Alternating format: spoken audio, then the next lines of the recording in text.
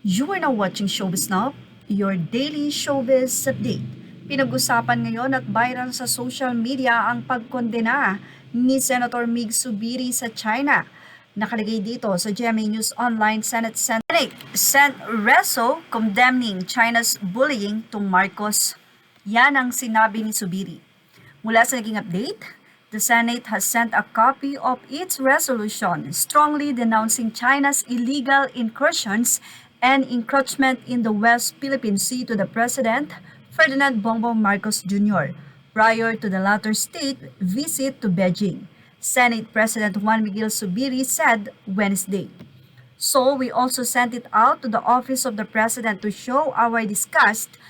Kaya nga ginawa namin yan prior to his visit para alam niya yung posisyon ng Senado regarding this issue.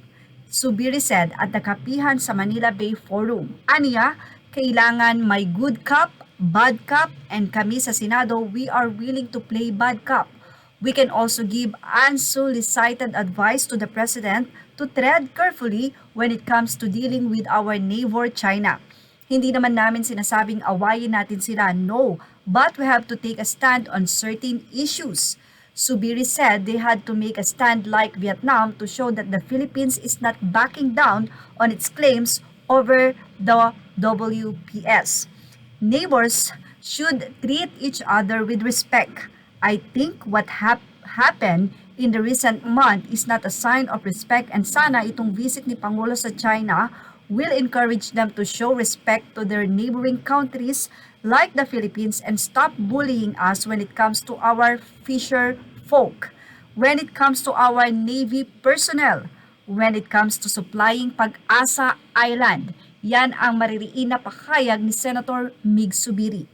During his visit to China, Marcos said he and China's President Xi Jinping have agreed to find a compromise and find measures that will be beneficial to Filipino fishermen.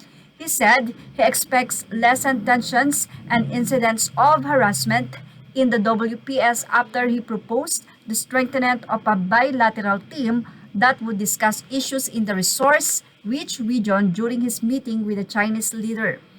Marcos said there were existing bilateral mechanisms which discuss issues between the two countries. He said it would be best if members of the bilateral teams had direct access to the head of state. For Subiri, this is a good first step and suggested that both governments, Navy chiefs, and foreign affairs ministers have a direct line for proper communications para hindi mag-escalate sa shooting incident o pagkakaroon ng barilan, that is elevation of hostilities in the area. We have to escalate, but definitely we have to push our right on the West Philippine Sea. Dapat payagan po nila yung ating mangingisda na umikot dito sa mga lugar na ito at pwedeng magisda sa ating exclusive economic zone. Yan ang mariing naging pakayag ni Senator Migz Subiri.